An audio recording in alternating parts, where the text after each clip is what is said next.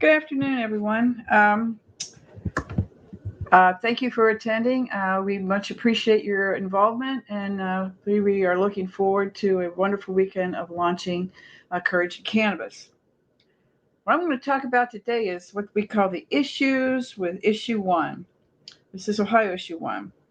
This presentation reviews the constitutional quandary created by Ohio's one-party rule called a trifecta. Not from Ohio? Beware, a trifecta could come to your state. Ballot issues, constitutional amendments are foundational to cannabis. More than half the 50 states have legalized medical or adult use using this process. As detailed in my Courage in Cannabis story for Book 1, the Ohio Cannabis Rights Amendment represented one of my moments of courage. That's me, on the left, holding the banner on the steps of the Ohio State House. What I learned from this experience is that it was a long, demanding, heartrending, and circuitous journey. These are the current requirements to run a constitutional amendment in Ohio. Over 400,000 signatures of registered voters, 5% of those signatures from 44 of 88 Ohio counties. Right now, it has a cure period of 10 days and a simple majority passage of 50% plus one. Furthermore, what's also required are thousands of volunteers and signature collectors.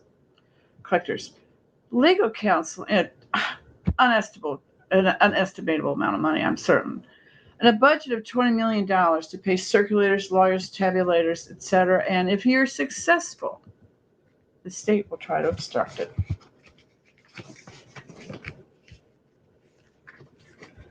When the legislature fails to act, we the people can take matters into our own hands by fielding ballot initiatives. Such was the case with cannabis, and such is currently the case with reproductive freedom. You're probably aware of the Dobbs decision by the U.S. Supreme Court last year that dismantled the abortion rights conferred to almost 6 million Ohio women. Since then, despite really great public opinion on this issue, like 63% of women, for example, several states have banned the procedure, and Ohio is one of them. It's a 6-week heartbeat bill is tied up in court.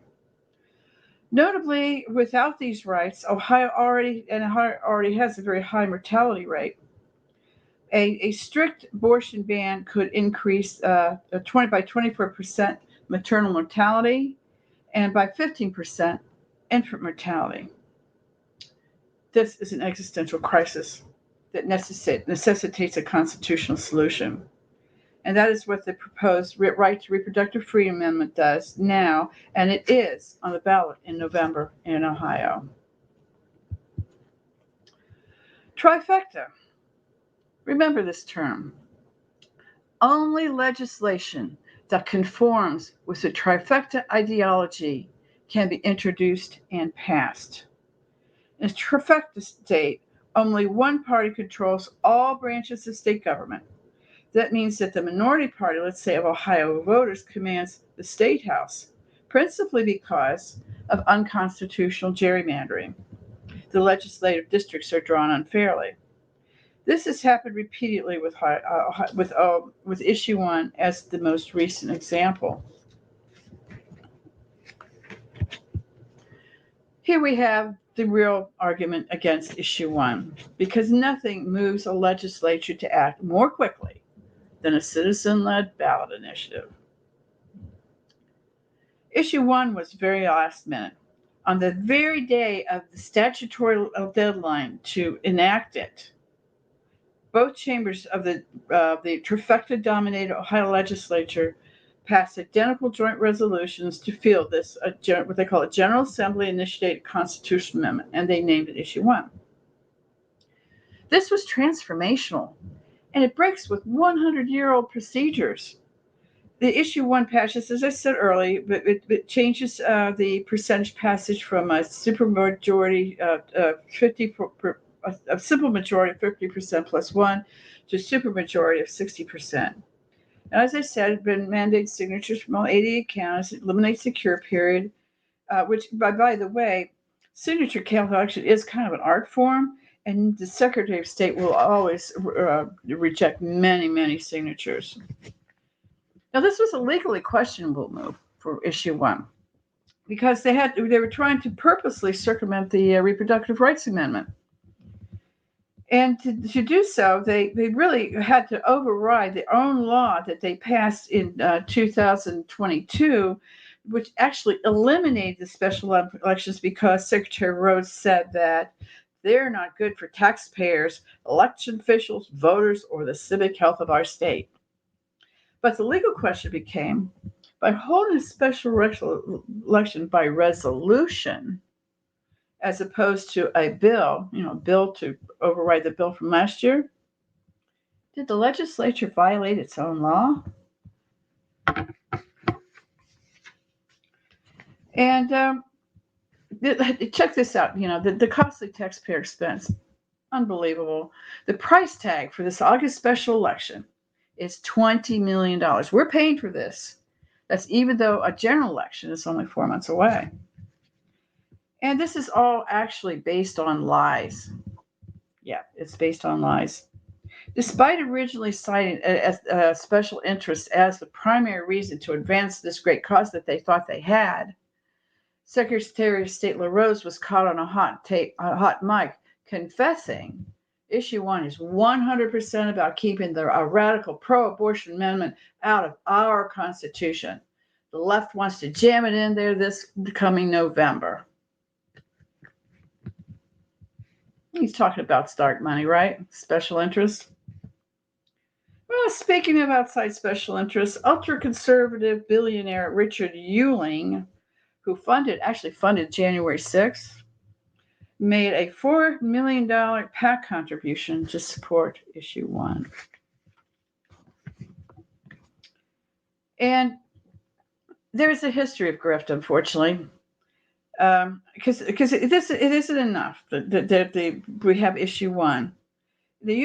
Because just at the same time they're considering issue one at the State House, the U.S. Justice Department resolved the largest corporate case in Ohio history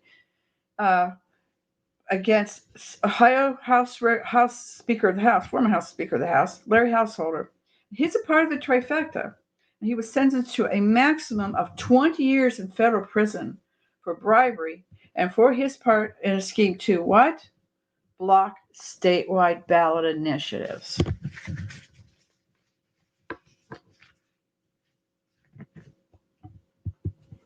So let's summarize this. When the General Assembly fails to address popular issues, as it often does, citizens need a way of crafting legislation on our own.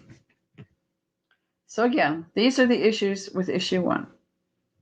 It was passed at the very last minute, possibly could have been. It was transformational.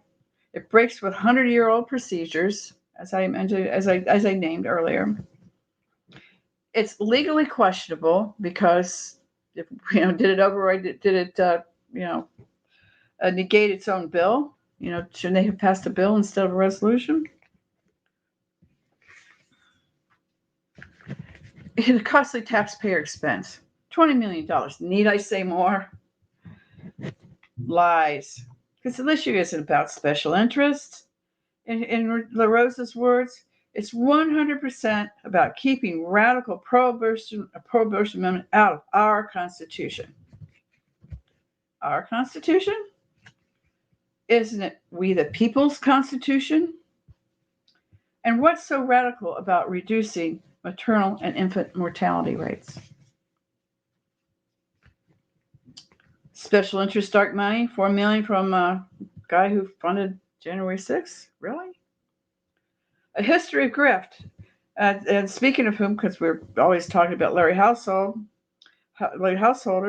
and his penalty, as I said, for interfering with a statewide ballot issue. I mean, he got tried on bribery as well, but he got the maximum of 20 years in federal prison. That's how serious this is. So if we ever needed to prove the saying that absolute power corrupts absolutely, but no further than Ohio and issue 1.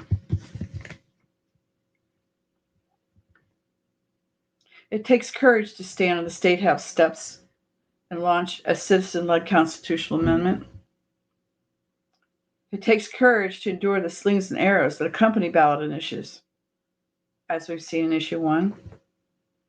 And it takes courage to speak truth to power repeatedly.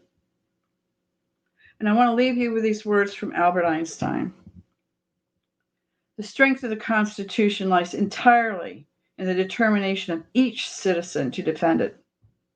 Only if every single citizen feels duty-bound to do his share in its defense are constitutional rights secure.